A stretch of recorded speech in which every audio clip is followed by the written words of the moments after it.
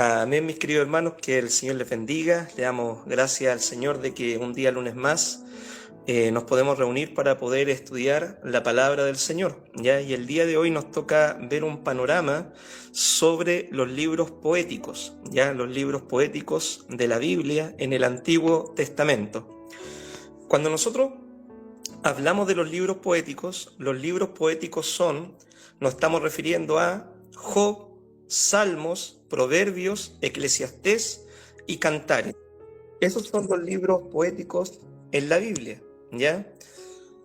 Y algunas características, mis queridos hermanos, que tienen los libros poéticos es que los libros poéticos expresan verdades espirituales en un lenguaje figurado, ¿ya? Los libros poéticos utilizan la poesía, ¿cierto? Como bien dice su nombre, para poder expresar verdades espirituales, ¿cierto? En un lenguaje figurado, en un lenguaje poético.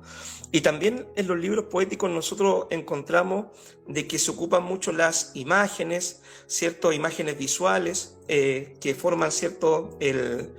Los escritores para que nosotros podamos entender estas verdades espirituales. Los paralelismos encontramos mucho, ¿cierto? Las comparaciones entre un texto y otro. También encontramos, ¿cierto?, de que todas estas imágenes visuales, estos paralelismos, ¿cierto?, esta poesía hebrea son para poder expresar emociones, para poder expresar la sabiduría, ¿cierto?, el conocimiento de Dios para el pueblo del Señor. En los libros poéticos nosotros encontramos de que se centran la experiencia del creyente. En los libros poéticos encontramos, por así decirlo, el corazón del creyente. Nosotros cuando leemos libros como Job, ¿cierto?, como Salmos, los Proverbios, nosotros ¿qué nos podemos encontrar en esos libros? Nos podemos encontrar, sobre todo, ¿cierto?, hablando de los Salmos, sentimientos de los creyentes, sentimientos como el sufrimiento, el amor hacia Dios, la adoración a Dios, las luchas, las pruebas que ellos estaban enfrentando. Por ejemplo, sufrimientos como cuáles: en mi angustia invoqué a Jehová. Eso dice un salmo. Sentimientos de amor como cuáles, ¿cierto? Como el ciervo brama por las corrientes de las aguas, así clama por ti, oh Jehová, el alma mía. Ahí hay un sentimiento de amor, una adoración a Dios. Las luchas, ¿cierto? En mi angustia invoqué a Jehová, o el Señor pelea, ¿cierto?, como poderoso gigante, el Señor es quien me defiende de mis enemigos. Entonces, toda esa experiencia, ¿cierto?, que vive el creyente, nosotros la encontramos reflejada en los libros poéticos. Ya empezando, ¿cierto?, nuestro panorama el día de hoy de los libros poéticos, cuando nosotros nos referimos al libro de Job, podemos decir de que se desconoce, ¿cierto?, quién fue quizás el autor. Algunos señalan de que fue Job mismo, otros dicen de que el escritor, ¿cierto?, del libro de Job fue Moisés, y algunos, ¿cierto?, dicen de que quizás este libro de Job se redactó en el tiempo de Salomón. Lo que sí nosotros debemos tener en cuenta es que la Biblia considera al personaje de Job como un personaje histórico, un personaje real. No es una historia ficticia, no es una historia inventada, va más allá, ¿cierto?, de ser una parábola, ¿cierto?, es una historia verídica. Lo que el libro de Job nos narra es una historia verídica, y esto nosotros lo encontramos confirmado, ¿cierto?, en el libro de Ezequiel 14, ¿ya? Ezequiel capítulo 14, en el versículo 14 dice así: si estuviesen en medio de ella estos tres varones, Noé, Daniel y Job, ya ahí el profeta Ezequiel, por ejemplo, da evidencia histórica de que Job fue un personaje, ¿cierto?, que existió. Dice, ellos por su justicia librarían únicamente sus propias vidas, ¿ya? Y ahora, para corroborar, por ejemplo, otro texto que nos habla de la evidencia histórica de Job, de que Job fue realmente un personaje que existió y que su historia quedó registrada para darnos un ejemplo a nosotros, podemos ir también a la epístola de Santiago en el Nuevo Testamento, en el capítulo 5, en el versículo 11, dice así: y aquí tenemos por bienaventurados a los que sufren. Habéis oído de la paciencia de Job y habéis visto el fin del Señor, que el Señor es muy misericordioso y compasivo. Tanto en el Antiguo Testamento como en el Nuevo Testamento nosotros encontramos que los escritores inspirados por el Espíritu Santo dan testimonio de la evidencia histórica, ¿cierto?, de Job, ¿ya? Ahora, ¿quién era Job? ¿Ya? ¿Quién era este personaje que la Biblia narra, ¿cierto? Y que empieza, ¿cierto?, con el libro de Job, la sección de los libros poéticos.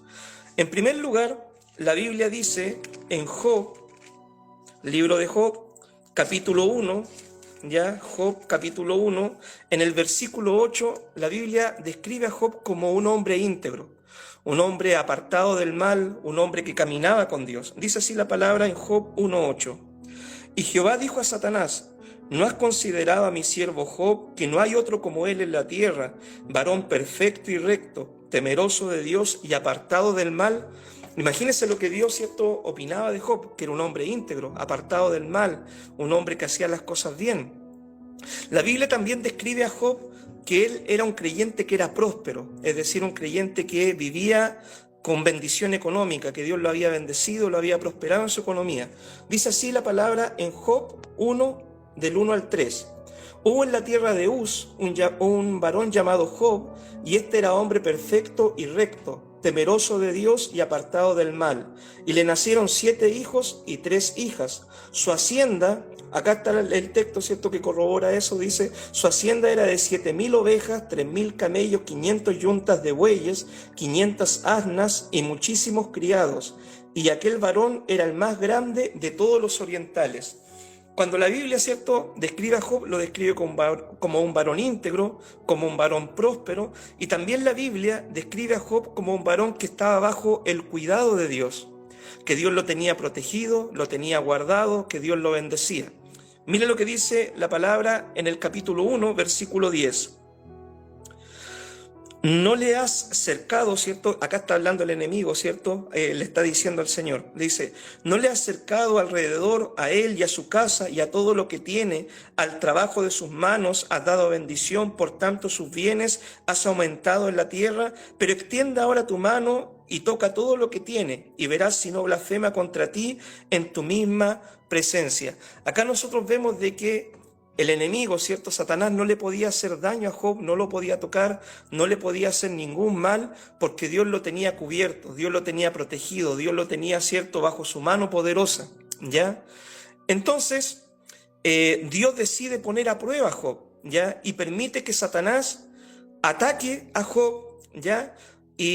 Pero puede atacar solamente sus bienes, a su familia y finalmente su salud. Pero lo único que el enemigo no podría tocar de Job sería su vida, no le podría quitar la vida. Mire lo que dice la palabra en Job capítulo 2, versículo 6. Y Jehová dijo a Satanás, he aquí, él está en tu mano, mas guarda su vida, ¿ya? El enemigo, ¿cierto?, cuando decidió, ¿cierto?, desafiar al Señor, porque el enemigo va donde el Señor le dice, bueno, Job, ¿cierto?, no le puede hacer nada porque tú lo tienes cubierto, lo tienes protegido, lo tienes bendecido, pero si tú me lo entregas, ¿cierto?, él va a blasfemar en tu presencia. Pero el Señor tenía confianza en Job, ¿ya?, de que Job era un verdadero creyente, un verdadero hijo de él, y el Señor le da permiso al enemigo para que pueda, ¿cierto?, ponerlo a prueba, para que lo pueda tocar. Y dice la palabra de que sale el enemigo, ¿cierto?, de la presencia del Señor y ocurre cierto suceso en la casa de Job, cae fuego, ¿cierto?, consume a los criados, se llevan el ganado, se destruyen las casas, finalmente mueren sus hijos, finalmente Job termina con una sarna maligna, dice la palabra, en todo su cuerpo. Pero algo interesante, dice la Escritura que después de que Job recibe todas estas pruebas, estas aflicciones, ¿cierto?, que Dios estaba permitiendo en su vida y que la estaba provocando el enemigo, ¿cierto?, en la vida de Job, dice de que Job adoró al Señor. Dice, desnudo salí del vientre y desnudo volveré, ¿cierto?, a la tierra, ¿ya? El Señor dio, el Señor quitó, alabado y bendecido sea el nombre del Señor. Ahora, mis queridas hermanas, mis queridos hermanos, ¿qué verdades espirituales nosotros podemos rescatar del libro de Job? En primer lugar, nosotros las verdades espirituales que podemos rescatar es que los justos también sufren. Los hijos de Dios también sufren.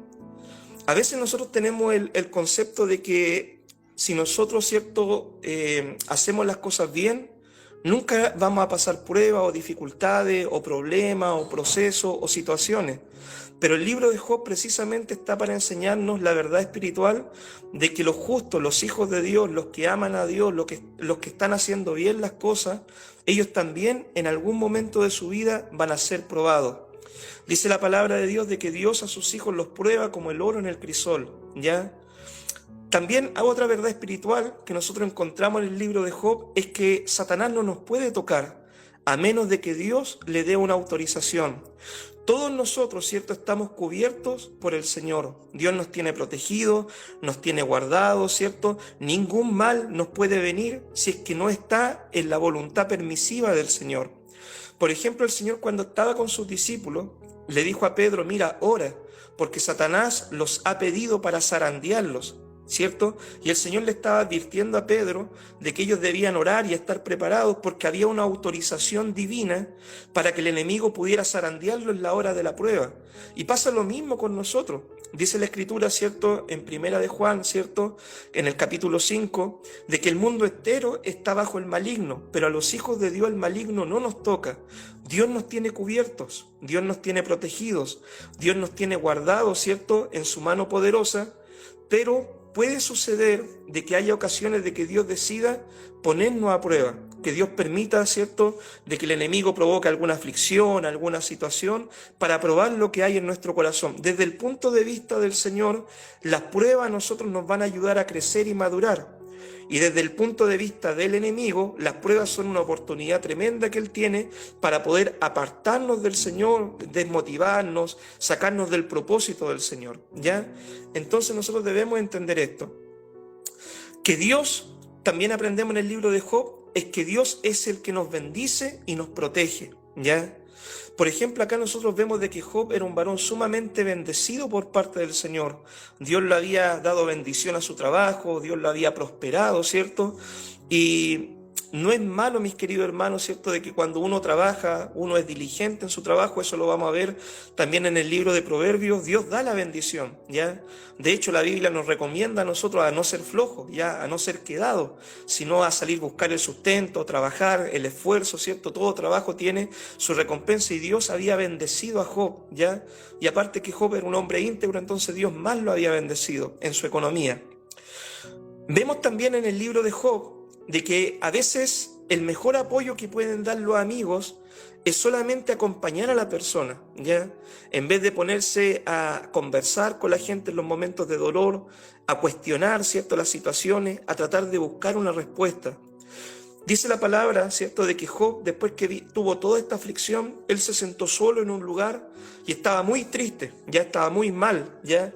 Y vinieron sus amigos a visitarlo. Y uno, ¿qué es lo que espera de sus amigos? Que te den una palabra de ánimo, de aliento en los momentos difíciles. Pero los amigos, en vez de poder apoyar a Job, empiezan a decirle, pero es que te vino esto porque tú estás en pecado. No, es que te vino esto de seguro porque tú tienes pecado escondido. No, es que te vino esto de seguro porque tú estás haciendo mal las cosas. Es que tú aparentas ser justo, pero en realidad tú vives en pecado. Entonces, en vez de animar a Job, ¿cierto?, y decirle, mira, Job, confía en Dios, espera en Dios, Dios te va a bendecir, te va a ayudar, empezaron a atacar a Job.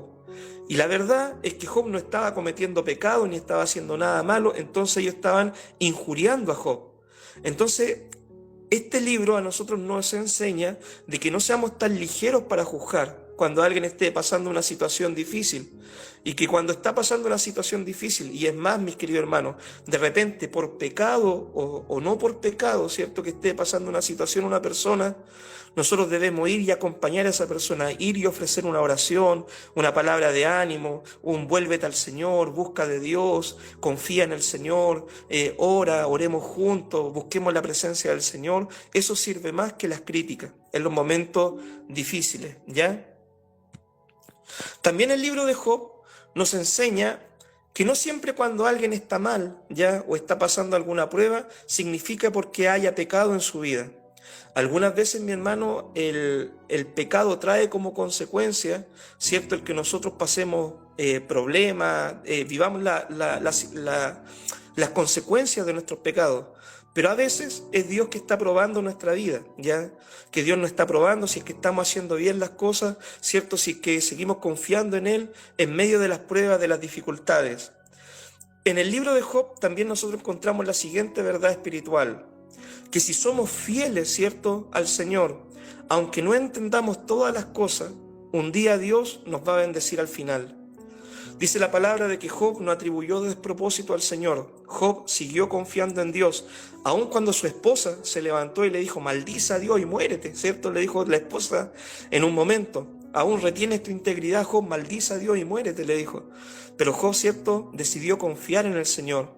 Y al final de todo el proceso de Job, vemos de que Dios lo bendijo al doble de lo que Job tenía ya en un principio.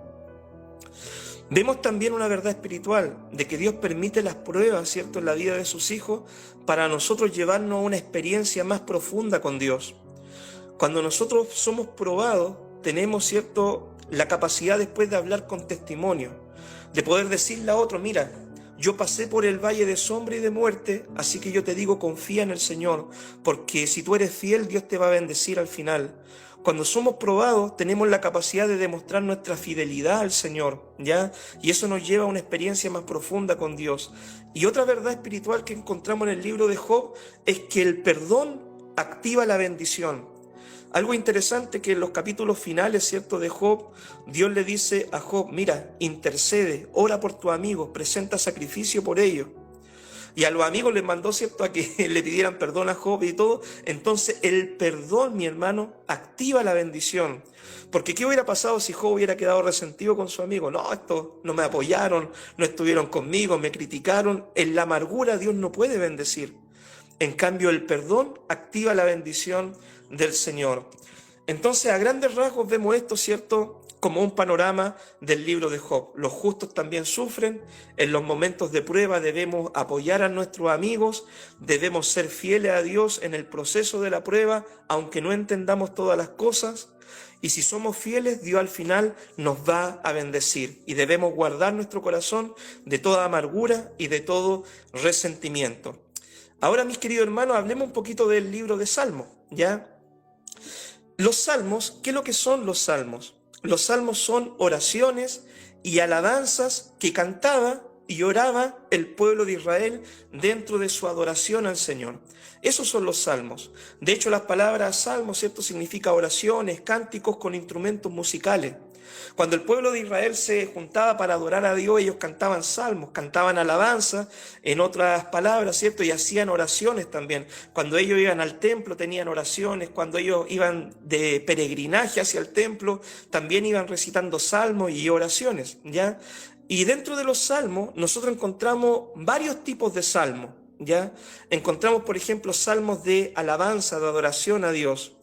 Por ejemplo, el Salmo 150, ¿cierto? Alabad a Jehová con címbalos resonantes, con júbilo, con instrumentos musicales.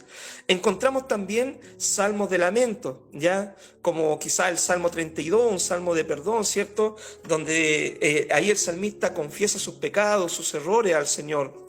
Encontramos salmos de acción de gracias, ¿cierto? Donde se anima al pueblo a darle gracias al Señor por todas las bondades, los beneficios del Señor. Encontramos salmos didácticos que nos dan enseñanzas, tipo proverbios, ¿cierto?, para nuestra vida. Encontramos salmos reales también, que eran entonados cuando se coronaba un nuevo rey, se entonaban estos salmos reales.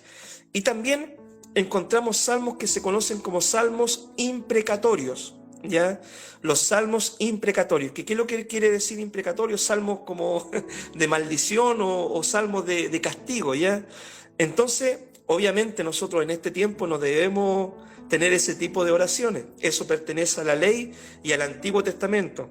Nosotros, por ejemplo, encontramos en el libro de Salmos, Señor, mira cómo se han levantado a mi enemigo, castígalo, Señor, y todo el tema. Entonces nosotros no debemos hacer ahora en este tiempo ese tipo de oraciones. Jesús nos enseñó a orar, a bendecir a nuestros enemigos, orar por los que nos persiguen, hacer bien, ¿cierto?, a los que nos maldicen, no a lanzar maldiciones, ¿cierto?, a aquellos que nos hacen el mal. Eso pertenece a la antigua dispensación. Ahora, lo que sí nosotros podemos orar al Señor si estamos viviendo una situación de conflicto con alguien, que el Señor juzgue y el Señor, ¿cierto?, haga justicia, ¿ya? Y pague a cada uno conforme a su obra, pero decir nosotros, Señor, maldigo a mi enemigo, eso no debemos orar nunca de esa forma ahora en este tiempo de la gracia. ¿Quién escribieron, mis queridos hermanos, los salmos? Los salmos por lo general, ¿cierto? Se dicen los salmos de David, ¿ya? Que David fue el que escribió los salmos. ¿Por qué? Porque la Biblia dice de que David era un salmista extraordinario, un músico extraordinario. Tocaba el arpa, creó instrumentos musicales, preparó la liturgia de adoración en el pueblo, ¿cierto? De Israel, para que adoraran al Señor en el templo. Preparó todas esas cosas. Pero la verdad es que hay más escritores de los salmos. David escribió varios salmos, pero también encontramos salmos de Moisés. Por ejemplo, el Salmo 90, ¿cierto? Se cree que fue de Moisés, 90, 91. Encontramos salmos también de los hijos de Coré, ¿ya? Encontramos salmos de Asaf, que fue también Asaf director del coro, ¿cierto? En el Antiguo Testamento, salmos de Emán, Etán y también salmos de Salomón. Hay varios escritores, ¿cierto?, que escribieron estos salmos inspirados por el Espíritu Santo. En los salmos, mis queridas hermanas, hermanos, nosotros encontramos la experiencia de los hombres del Señor. Encontramos sus luchas, sus temores, encontramos la fe que ellos tenían, encontramos su forma de adorar al Señor, ¿ya? Encontramos las emociones que ellos expresaban en los salmos, ¿ya? En medio de oraciones, de cánticos, de alabanzas al Señor. El salmo, mis queridos hermanos, expresa el corazón del creyente. Cuando, por ejemplo, nosotros vamos a orar al Señor, los salmos nos enseñan a orar cómo debemos orar nosotros como hijos del Señor. Si estamos pasando un problema, una situación difícil, alguna angustia, alguna injusticia, podemos orar al Señor. Señor, mira, en mi angustia, Señor, te invoco, en mi aflicción clamo a ti, Señor, y te pido, Dios mío, que me ayude en esta situación. Así oraban también los salmistas. Cuando usted lee los salmos, se dará cuenta de que ese era el tipo de oración que ellos hacían. O cuando había gozo, alegría, ellos decían: Señor, mira, te alabo con todo mi corazón, porque bueno es alabarte, bueno es cantar alabanza a tu nombre. Y nosotros cuando oramos también podemos orar de la misma forma: Señor, te alabo, te exalto, te glorifico, porque tú eres lo máximo, Señor, tú eres una bendición para mi vida. Entonces, todas esas expresiones de adoración que tenemos nosotros, también lo tenían los verdaderos creyentes, ¿cierto? Y quedaron registradas en el libro de los Salmos. ¿Qué podemos aprender, mis queridos hermanos, mis queridas hermanas, del libro de Salmos? Que como creyentes nosotros debemos buscar del Señor. Nosotros como hijos de Dios debemos orar, debemos clamar al Señor, debemos adorar el nombre del Señor, ¿ya? Debemos, ¿cierto?, tener comunión con Dios. ¿Qué podemos aprender más de los salmos? Que en nuestras oraciones, en nuestros cánticos, debemos expresar nuestras emociones, ¿cierto? Nuestros sentimientos, nuestras luchas, por medio de estas oraciones y de nuestra alabanza al Señor. La oración, mis queridos hermanos, cumple un rol que nos permite a nosotros conectarnos con Dios y poder abrir nuestro corazón. La oración, por eso, es diferente al rezo, ¿ya? Un rezo, por ejemplo, ¿cierto?, lo que hacen otras religiones, ¿cierto? ¿Qué es lo que es un rezo? Unas palabras repetidas de memoria. Muchas veces la persona no está ni siquiera pensando, ¿cierto?, en lo que está diciendo, sino que ya ahora 10 Padre Nuestro, 10 Ave María, 10, no sé, oraciones de tal tipo, ¿cierto? Y ni siquiera hay una conexión, un sentimiento, una emoción, lo hace de forma mecánica, repetitiva simplemente. En cambio, la oración es la oportunidad que tiene el creyente para abrir su corazón al Señor, para conversar con Dios, para poder expresarle sus luchas, sus dificultades. Usted cuando vaya a la presencia del Señor, ¿cierto?, usted puede decirle: Señor, mira, estoy viviendo estas situaciones, estoy luchando con estos pecados. Señor, mira, estoy teniendo este problema en mi salud. Señor, mira, tengo este problema con mi hijo, Señor. Señor, mira, estoy teniendo quizás esta situación en mi trabajo. Te pido que tú obres. Señor, mira, estoy viviendo esta injusticia. ¿Ya? Usted en la oración, usted tiene la oportunidad de abrir su corazón y poder expresar a Dios las luchas, los sentimientos, sus anhelos también. Señor, mira, deseo esto, necesito esto, Señor. Por eso el libro de Salmos es muy importante, porque nos enseña cómo oraban los creyentes, ¿ya? ¿Qué más aprendemos de los Salmos? Que Dios, ¿cierto?, a Dios le gusta que le alabemos con instrumentos musicales, ¿ya? El libro de Salmos, mi hermano, el Salmo 150 sobre todo es un salmo que a nosotros nos enseña que a Dios le gusta, ¿cierto?, los instrumentos musicales, que el venir a adorar al Señor debe ser una fiesta espiritual. Obviamente, si hay momentos de dolor, de lucha, también tenemos salmos ciertos de lamento, pero por lo general, ¿cierto?, debemos cantar con alegría, con gozo al Señor, con instrumentos musicales. Eso, ¿cierto?, se goza el Señor en medio de la alabanza y Él se glorifica en medio de la alabanza de su pueblo. El libro de los Salmos también nos enseña de que ahora, en el tiempo de la gracia, nosotros no debemos orar como oraban algunos salmistas, ¿cierto? Eso pertenece a una época, a una dispensación en el pasado, ¿ya? Que ellos oraban quizás maldiciendo a su enemigo, ¿cierto? Deseando el mal a su enemigo, ¿cierto? Pero ahora nosotros no debemos orar de esa forma, ¿ya? Eso pertenece al Antiguo Testamento. Si usted, por ejemplo, mi querido hermano, mi querida hermana, tiene un problema con alguna persona, familiar, vecino, alguien de la iglesia, un trabajador, un compañero de trabajo, ¿cierto? Si usted tiene un problema con esa persona, usted lo puede presentar en oración a esa persona, pero no puede, ¿cierto?, orar para que Dios lo maldiga o que Dios le haga daño o que no. Usted debe presentar a esa persona y bendecirla, ¿ya? Orar por ella. Señor, cambia su corazón, quizás, Señor, obra en su vida. Señor, mira cuántas cosas me hace, es quizás porque no te conoce, Señor, permite que te conozca, ¿ya? Si usted vive una injusticia, también usted puede orar, Señor, mira, tú conoces todas las cosas, yo estoy en integridad, estoy haciendo bien las cosas, pero mira, Señor, el trato, mira esta situación, defiéndeme, Señor, ayúdame, Dios mío, a salir de esta situación. Esa oración igual es válida. Pero ya decir, Señor, maldice a esta persona, Señor, destruye a esta persona, Señor, aniquila a esta persona, no podemos orar de esa forma, ¿ya? Y yo lo comento porque hay personas que lamentablemente, ¿cierto?, en la iglesia donde no se instruye de estas cosas, oran de esa forma, ¿ya? Oran maldiciendo a su enemigo. Y en el tiempo de la gracia, en el tiempo en que estamos ahora, nosotros no podemos orar así. Jesús nos enseñó a orar de forma diferente, ¿ya? Debemos orar en el espíritu del Evangelio. Bien, ahora pasemos al libro de Proverbios. Estamos viendo el panorama, ¿cierto?, de los libros poéticos. Y en el libro de Proverbios, ¿cierto?, que pertenece a esta sección de la Biblia, el autor del libro de Proverbios mayoritariamente es Salomón, ¿ya? El rey Salomón, que fue el rey más sabio, ¿cierto?, de todos los tiempos. Dice de que Salomón, ¿cierto?, le pidió una oración al Señor. En oración le pidió una cosa. Salomón no pidió riqueza, Salomón no pidió salud, Salomón no pidió conquistar todos los reinos, Salomón pidió una cosa, y Salomón pidió sabiduría, que Dios lo bendijera, ¿cierto?, con sabiduría, le diera inteligencia para poder gobernar un pueblo tan grande como el pueblo de Israel. Y dice la Biblia de que Dios se agradó tanto de la oración de Salomón, que Dios le dio salud, lo prosperó, ¿cierto?, lo bendijo y lo enriqueció muchísimo, ¿ya? Esto nos enseña que a nosotros, en primer lugar, nosotros debemos orar oraciones espirituales, no buscar la añadidura, ¿cierto? Señor, bendice mi economía solamente, sino orar oraciones espirituales. Señor, bendice mi vida espiritual en primer lugar y ayúdame a ser un hijo tuyo conforme a tu corazón, porque todo lo demás va a venir por añadidura. Entonces el autor del libro de Proverbios fue este rey Salomón, hijo del rey David. Y también hay en el libro de Proverbios algunos proverbios que no fueron escritos por Salomón, sino por otras personas, ¿ya? Pero son muy, muy cortos, ¿cierto?, esos proverbios.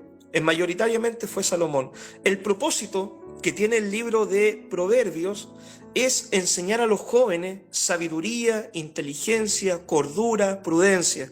Este es el propósito, ¿cierto?, que nosotros encontramos en el libro de Proverbios. ¿Y qué es lo que son los proverbios? Los proverbios son dichos cortos, refranes cortos de sabios que nos ayudan, ¿cierto?, a poder vivir una vida llena de propósito, llena de sabiduría, conforme a la voluntad del Señor, una vida bajo la bendición del Señor.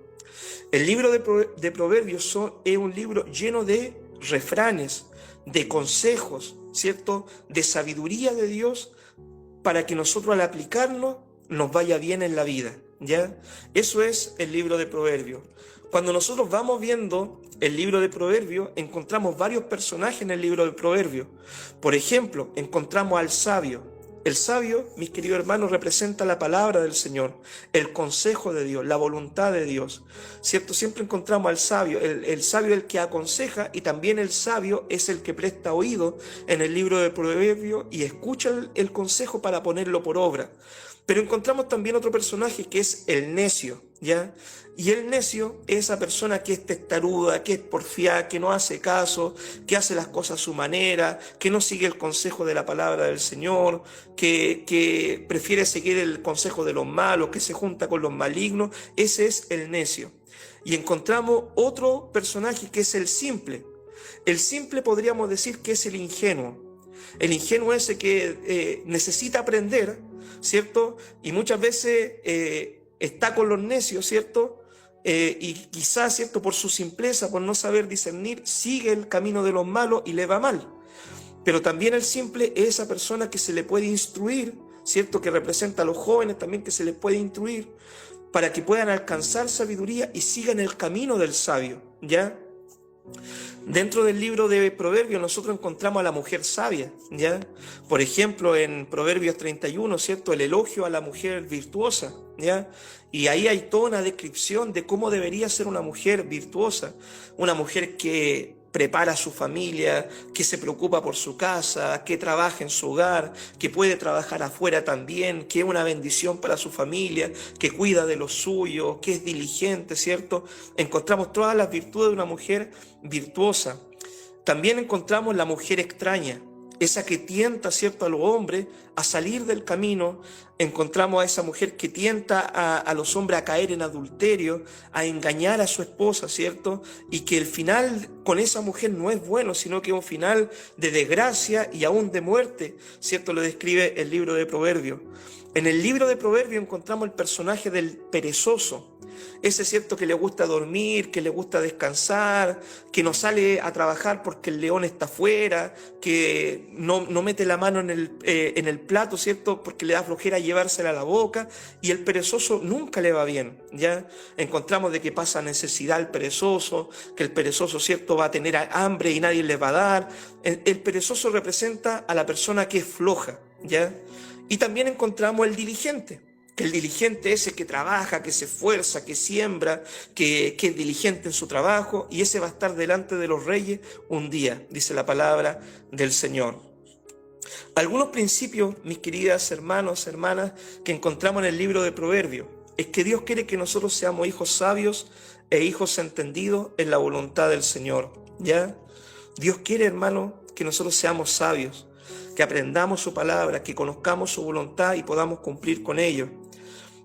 Otra verdad espiritual es que para esto nosotros debemos seguir el consejo de los sabios que nos aconsejan conforme a la palabra del Señor. También, si nosotros no seguimos el consejo del Señor, el consejo de los sabios, estamos expuestos a cometer muchos errores. El libro, ¿cierto?, de Proverbios a nosotros nos enseña de que si nosotros cumplimos con estos proverbios, con estos dichos, con estos refranes, con esta sabiduría, ¿cierto?, con estos principios de vida, si nosotros los cumplimos, lo más probable es que nos vaya bien. Quizás no se vayan a cumplir estos proverbios, entiéndame bien, no se vayan a cumplir, por así decirlo, sin excepciones, ¿ya? Puede ser, ¿cierto? Porque el libro de Proverbios propone que si uno hace las cosas bien, te va a ir bien, pero puede ser también de que en algunas ocasiones, por hacer las cosas bien, tengas que pagar el precio también, ¿ya? Porque vivimos en un mundo de injusticia, y esto lo vamos a ver, de hecho, en el libro de Eclesiastés, el libro que sigue, ¿ya?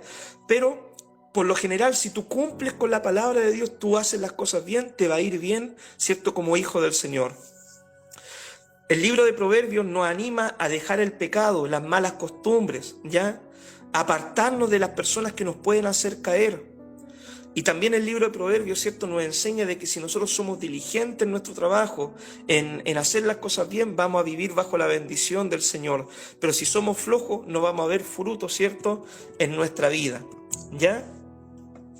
Ahora, mis queridos hermanos, pasamos al libro de Eclesiastés. El libro de Eclesiastés fue escrito por Salomón, ¿ya? Esto es lo que comúnmente se cree, que fue escrito por Salomón, y que este libro fue escrito, ¿cierto?, después de que Salomón cometió su apostasía. Ustedes saben de que Salomón, a pesar de ser un rey, el más sabio de su tiempo, en un periodo de su vida se desvió del propósito del Señor. Empezó a construirle cierto templo a sus mujeres que adoraran otros dioses, y Salomón cayó en un periodo de apostasía, ya en un periodo donde se desvió del propósito de la palabra del Señor, pero se cree de que él escribió Eclesiastés ya en el ocaso de su vida. Cuando ya estaba terminando su vida, él reflexionó, ¿cierto? Y escribió este libro de Eclesiastés. Cuando él pudo reflexionar de los beneficios que le trajo ser un hombre sabio y servir al Señor, y también de las consecuencias y los errores que él tuvo que vivir cuando él abandonó los caminos del Señor. El propósito, mis queridas hermanos, del libro de Eclesiastés es mostrarnos de que solamente Dios es eterno y que todo lo demás es pasajero. Solamente Dios es eterno, todo lo demás es pasajero, y que usted en esta vida, podríamos añadir, ¿cierto?, al propósito de Proverbios, en esta vida usted debe aprender a disfrutar la vida, ¿cierto?, a disfrutar la vida en la voluntad del Señor. Eso podría ser el resumen, ¿cierto?, del propósito que tiene el libro de Proverbios. Algunas verdades espirituales, mis queridas hermanas, ¿cierto?, hermanos, que encontramos en el libro de Proverbios. Vamos a leer un poquito, ¿cierto?, el libro de Proverbios, algunos versículos. En el libro de Proverbios nosotros encontramos de que usted puede disfrutar, mi hermano querido, y es el deseo de Dios que usted disfrute, ¿cierto?, de su trabajo material junto a su familia. Hay gente que trabaja todo el día y toda la vida y nunca disfruta, ¿cierto?, de las bendiciones que Dios le da. Mire lo que dice Eclesiastés 2:24. Eclesiastés 2:24. Dice así la palabra del Señor: no hay cosa mejor para el hombre, sino que coma y beba, y que su alma se alegre en su trabajo. También he visto que esto es de la mano del Señor. No hay cosa mejor que el hombre coma, beba y se alegre de su trabajo, que disfrute de su trabajo, ¿ya? Otra verdad espiritual que encontramos en el libro de Proverbios es que todo tiene su tiempo. Todo tiene su tiempo. Hay tiempo, ¿cierto?, de llorar, tiempo de reír, hay tiempo de sembrar, hay tiempo de recoger la semilla, hay tiempo, ¿cierto?, de guerra, hay tiempo de paz. Todo tiene su tiempo. En Eclesiastés capítulo 3 dice: todo tiene su tiempo, y todo lo que se quiere debajo del cielo tiene su hora. Tiempo de nacer y tiempo de morir, tiempo de plantar y tiempo de arrancar lo plantado, y así sucesivamente. Todo tiene un tiempo, mis queridos hermanos. Lo importante es entender de que Dios todo lo hizo hermoso en su tiempo. Cuando nosotros aceleramos los procesos, estamos propensos a equivocarnos. Cuando nosotros retrasamos los procesos, estamos propensos a perder el propósito de Dios en nuestra vida. Debemos afinar nuestro oído espiritual para entender el tiempo y la voluntad del Señor. También el libro de Proverbios, ¿cierto?, nos enseña de que es mejor tener poco, pero tener paz y tener descanso, que tener dos manos llenas, ¿cierto?, y estar lleno de problemas. Eclesiastés, me quedé con el libro de Proverbios. Eclesiastés capítulo 4, en el versículo 6 dice así: más vale un puño lleno con descanso que ambos puños llenos de trabajo y de aflicción de espíritu. Hay mucha gente, mis queridos hermanos, que se afana tanto por lo material, ¿cierto?, que trabajan un día, hora extra, venden después del trabajo, quieren hacer más cosas para tener trabajo y todo el tema. Y el libro de Eclesiastés nos dice: es mejor tener un puño lleno y tener descanso, vivir en paz, disfrutar la vida de lo que Dios te ha dado, que afanarte por tener más y más y más y más, y no ni siquiera saber disfrutar de la vida, ni siquiera poder disfrutar, ¿cierto?, con tu familia, ni destruir tu salud, ¿cierto?, con tal de tener más, no tener tiempo para nada. El libro de Eclesiastés, ¿cierto?, nos propone esto. También el libro de Eclesiastés nos dice de que es mejor el trabajo de dos que el trabajo de uno solo. Mire lo que dice Eclesiastés 4, del versículo 9 al 12. Mejor son dos que uno, porque tienen mejor paga de su trabajo. Porque si cayeren, el uno le levantará a su compañero, pero ay del solo, que cuando cayere no habrá segundo que le levante. También si dos durmieren juntos, se calentarán mutuamente. Mas ¿cómo se calentará uno solo? Entonces acá el libro de Eclesiastés nos propone, ¿cierto?, que es mejor el trabajo de dos. El trabajo en unidad, cuando uno, ¿cierto?, descansa también en el otro y el otro puede descansar en uno también. Esto se llama sinergia. Por ejemplo, mis queridos hermanos, quizá, por poner un ejemplo, uno solo puede levantar 50 kilos, ¿ya? Si uno toma una carga, 50 kilos. Pero si yo lo hago con una persona, ¿ustedes cuánto creen de que podremos levantar los dos juntos? Lo que típicamente nosotros pensamos es que si nos unimos los dos vamos a levantar 100 kilos, 50 y 50. Pero acá se produce algo que se llama sinergia, ¿ya?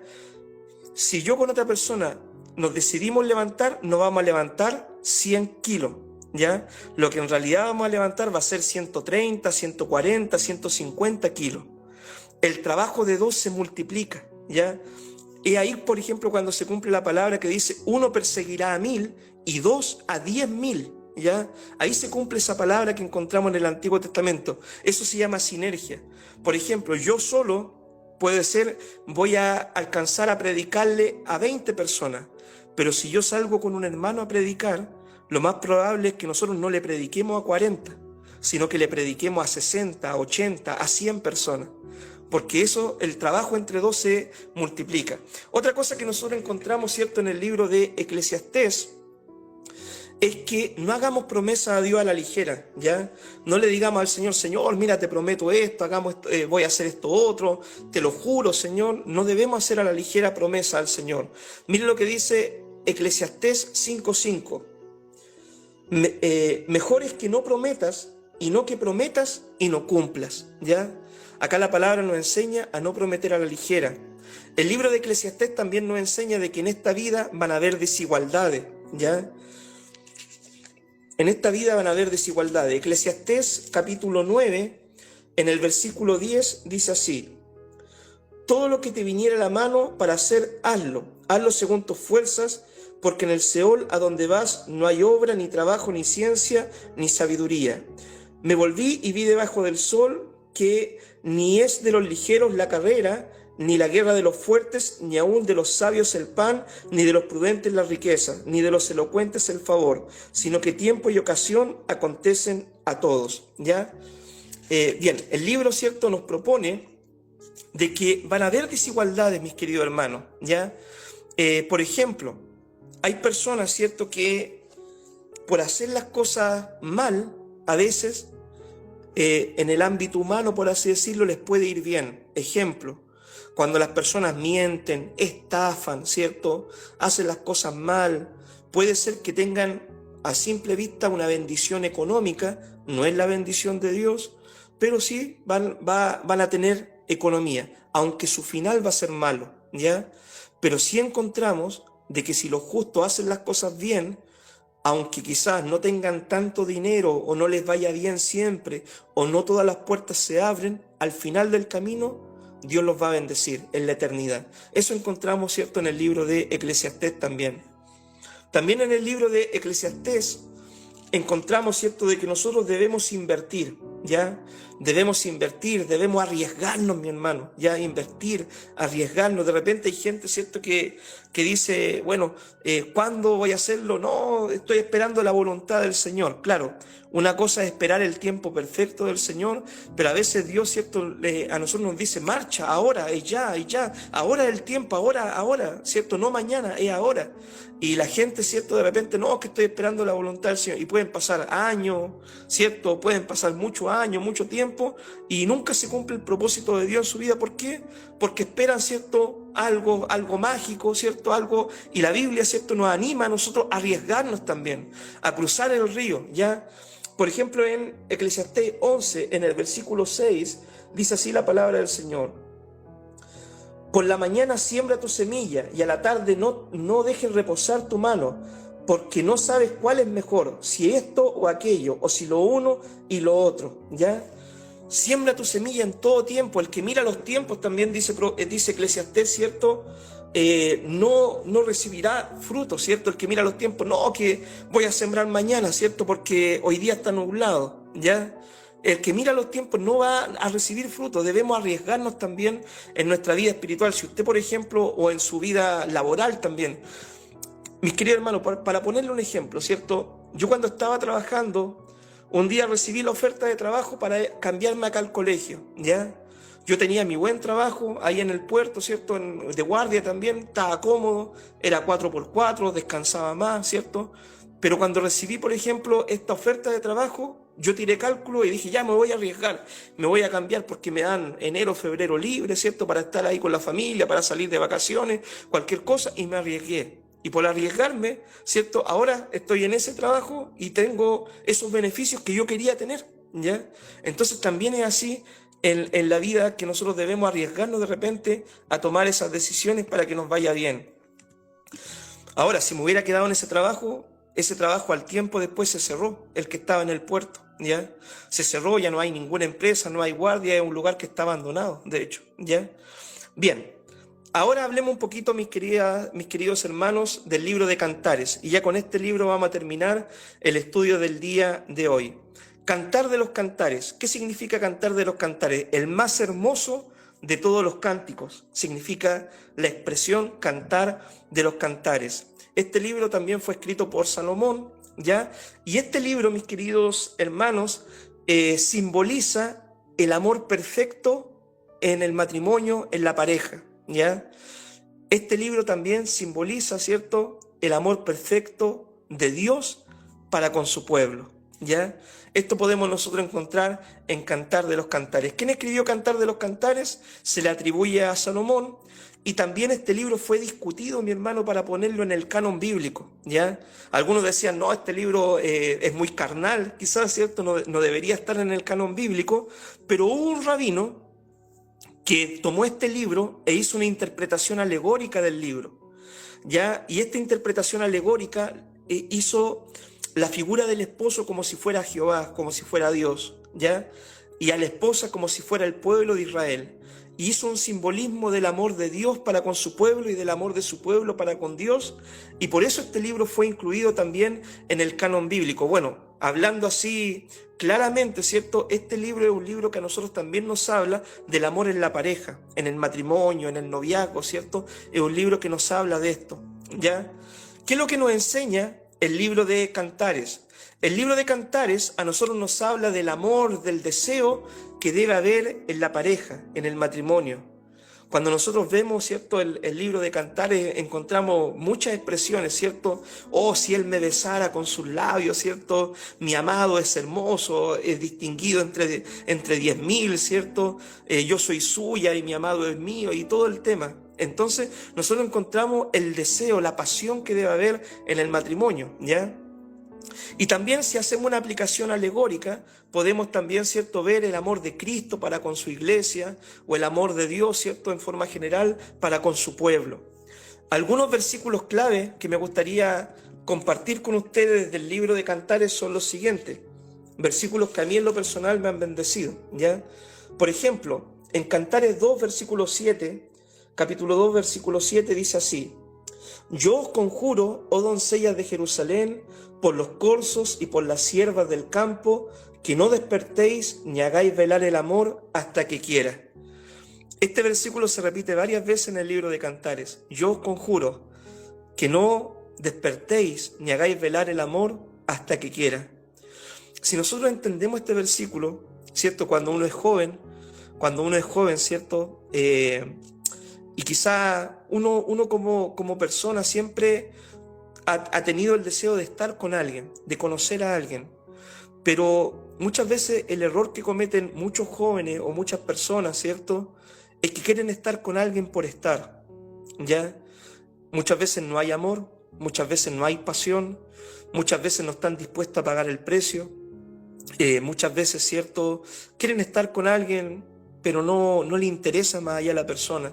Y acá el primer consejo que encontramos en Cantares es: no despertéis, ni hagáis velar el amor hasta que quiera. ¿Por qué? Porque si nosotros ilusionamos a una persona con palabras bonitas, con regalos, con cuestiones, ¿cierto?, y después le rompemos el corazón, eso no refleja el amor verdadero de Dios para con su pueblo, ni refleja, ¿cierto?, el amor verdadero de su iglesia para con Cristo. Entonces, esa es la aplicación que nosotros podemos rescatar de este versículo. El amor que hay en la pareja es una representación es cierto un simbolismo del amor de Dios para con su iglesia y de su iglesia para con Dios. Entonces, también debe ser una representación en nuestro amor en la pareja. Otro versículo que a mí me ha bendecido mucho del libro de Eclesiastés, perdón, del libro de Cantares, hoy día ando cambiando los nombres de los libros, es Cantares capítulo 2, versículo 15. Cantares 2:15 dice: cazadnos las zorras pequeñas que echan a perder las viñas, porque nuestras viñas están en cierne. ¡Wow! Este versículo a mí me bendice mucho, mucho, mucho, mucho. Me acuerdo, mi hermano, de que este versículo lo predicaba mucho mi pastor Huerta, ¿ya? Mi pastor Huerta tenía un sermón donde hablaba, ¿cierto?, de cazando las zorras pequeñas. ¿Qué son las zorras pequeñas? Son esos pequeños hábitos, esos pequeños pecados, esas pequeñas situaciones muchas veces en nuestra vida que echan a perder nuestra vida espiritual, que pueden echar a perder nuestra relación con Dios, que pueden quizá echar a perder una iglesia, o que si lo aplicamos a todo ámbito de la vida pueden echar a perder nuestra salud. Esas zorras pequeñas representan pecado, representan malos sentimientos, representan malas actitudes, representan todo lo malo. Esas pequeñas zorras pequeñas, ¿cierto?, representan lo que puede echar a perder tu vida espiritual. Y acá el Cantares, ¿cierto?, dice, cazando las zorras pequeñas, ¿cierto?, para que no echen a perder la viña. Si lo aplicamos en el ámbito de la pareja, del matrimonio, ¿qué zorras pequeñas están destruyendo nuestra relación matrimonial? ¿Qué zorras pequeñas están destruyendo nuestro matrimonio, nuestra familia? Puede ser el enojo, puede ser la ingratitud, puede ser el mirar en menos, puede ser el orgullo, puede ser la falta de perdón, el maltrato. Esas zorras pequeñas debemos cazarlas para que no echen a perder nuestro matrimonio, nuestra viña, nuestra vida espiritual. Si lo aplicamos a la iglesia, ¿qué son esas zorras pequeñas que pueden destruir la iglesia? El chisme, las peleas, los comentarios, las mentiras, la falta de honradez. ¿Cuáles son esas zorras pequeñas que pueden destruir una iglesia? Hay que cazarlas, hay que destruir, hay que erradicar las zorras pequeñas para ser bendecidos. Otro versículo, mis queridas hermanas, que me ha bendecido mucho, ¿cierto?, del libro de Cantares, es el capítulo 5, versículo 2. Capítulo 5 de Cantares, versículo 2, dice así: yo vine a mi huerto, dice, yo dormía, pero mi corazón velaba. Es la voz de mi amado que llama, ábreme, hermana mía, amiga mía, paloma mía, perfecta mía, porque mi cabeza está llena de rocío, mis cabellos de gotas de la noche. Me he desnudado de mi ropa, ¿cómo me he de vestir? Me he lavado mis pies, ¿cómo lo he de ensuciar? Mi amado metió su mano por la manecilla, y mi corazón se conmovió dentro de mí.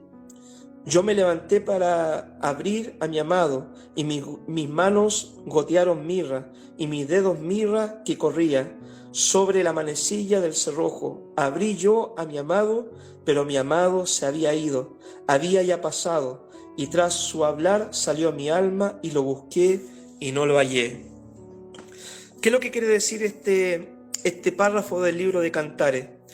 Este párrafo, ¿cierto?, propone de que la esposa estaba acostada, estaba descansando, se había bañado, se había limpiado, se había perfumado, ¿cierto?, con mirra y todo, y siente de que su amado está en la puerta, está tocando la puerta, está llamando a su amada para que su amada abra la puerta, pero la amada tiene pereza de levantarse a abrir a su amado. No, es que ya me aseé, ya me perfumé, ya me acosté, y en un momento reacciona ella y va a abrir la puerta, pero cuando abre la puerta se encuentra de que el amado se había ido. Y esto, mi hermano, si nosotros lo aplicamos al ámbito espiritual, es como cuando el Espíritu Santo viene a nuestro corazón y nos dice, por ejemplo, Jorge, tienes que ir a orar. Jorge, anda a leer la Biblia. Jorge, mira, anhelo estar contigo. Jorge, aparta un tiempo para orar. Sí, Señor, pero es que tengo que hacer estas cosas. Sí, Señor, pero es que estoy ocupado en esto, es que estoy viendo el celular. Sí, Señor, es que no sé, es que voy a almorzar, es que... Y después cuando uno va a buscar la presencia del Señor, uno no sienta al Señor.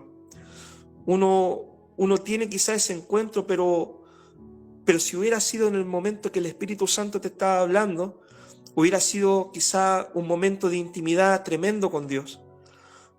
Entonces este versículo nos enseña eso, mi hermana, que cuando sintamos la voz del Señor que nos llama, no dejemos lo que estamos haciendo, dejemos nuestra comodidad y nos levantemos de inmediato a buscar la presencia del Señor. Otro versículo, ¿cierto?, que a mí me ha bendecido mucho es Cantares capítulo 8, versículo 7. Cantares 8, 7 dice así: las muchas aguas no podrán apagar el amor, ni lo ahogarán los ríos. Si diese el hombre todos sus bienes de su casa por este amor, de cierto lo menospreciarían. A mí este versículo me bendijo mucho. Este fue el versículo que yo ocupé en mi tarjeta de matrimonio. Las muchas aguas no podrán apagar este amor. Mis queridos hermanos, mis queridas hermanas, cuando uno ama, ya pueden pasar problemas, situaciones, diferencias de opiniones, dificultades, conflictos, pueden pasar enfermedades, problemas económicos. Uno puede vivir una infinidad de cosas, pero uno lo que promete ante Dios, ya, y delante de la iglesia como testigo, cuando uno dice, yo acepto a esta mujer, yo acepto a este hombre, en la salud, en la enfermedad, en la riqueza, en la pobreza, ese es un pacto que uno hace con Dios. Y si uno realmente ama a la persona, si uno realmente ama a esa persona con la que está haciendo ese pacto, nada va a apagar ese amor en el matrimonio. Y esto representa también una verdad espiritual de la iglesia o del creyente para con Dios. Si tú amas a Dios, ¿cierto?, muchas aguas pueden pasar, problemas, situaciones, dificultades en tu vida como creyente, pero nada debe apagar tu pasión por Dios. Y otro versículo que también, ¿cierto?, me ha bendecido del libro de Cantares es el 8:8. Dice así: tenemos una hermana pequeña que no tiene pechos. ¿Qué haremos a nuestra hermana cuando de ella se hable? Si ella es muro, edificaremos sobre ella un palacio de plata. Si fuere puerta, la guardaremos con tablas de cedro. Yo soy muro y mis pechos como torre. Desde que fui en sus ojos como la que haya paz. Este versículo también era un versículo que predicaba mi pastor Huerta cuando él hablaba de las iglesias pequeñas, ¿ya? Que nosotros, ¿cierto?, debemos ser como esa muralla que protege a las iglesias pequeñas, como ese hermano mayor que cuidamos de nuestro hermano menor, ¿ya? Y acá el Cantares dice, ¿cierto?, dice, tenemos una hermana pequeña que no tiene pecho. Quizás hay iglesias que no están desarrolladas espiritualmente o creyentes que no están desarrollados, pero acá cumplimos nosotros nuestro rol. ¿Qué haremos nosotros? Bueno, cuando se hablare de ellas, ¿cierto?, nosotros edificaremos un muro, edificaremos un palacio y las protegeremos, las guardaremos, las cuidaremos. Y esa debe ser la actitud que debemos tener nosotros como creyentes, ¿cierto?, para con los nuevos convertidos, los nuevos creyentes, cuidar de ellos, cuidar de la iglesia, cuidar de la grey del Señor. Bueno, esto, ¿cierto?, ha sido un panorama general, ¿cierto?, muy general de lo que son los libros poéticos en la Biblia, ¿ya? Y para terminar el estudio, mis queridos hermanos, hermanas, del día de hoy, me gustaría, ¿cierto?, que usted se quedara con esta imagen. Un día estaba un pastor junto a su rebaño de ovejas, ¿cierto?, en un valle. Ya había oscurecido y empieza a caer una tormenta tremenda en aquel valle.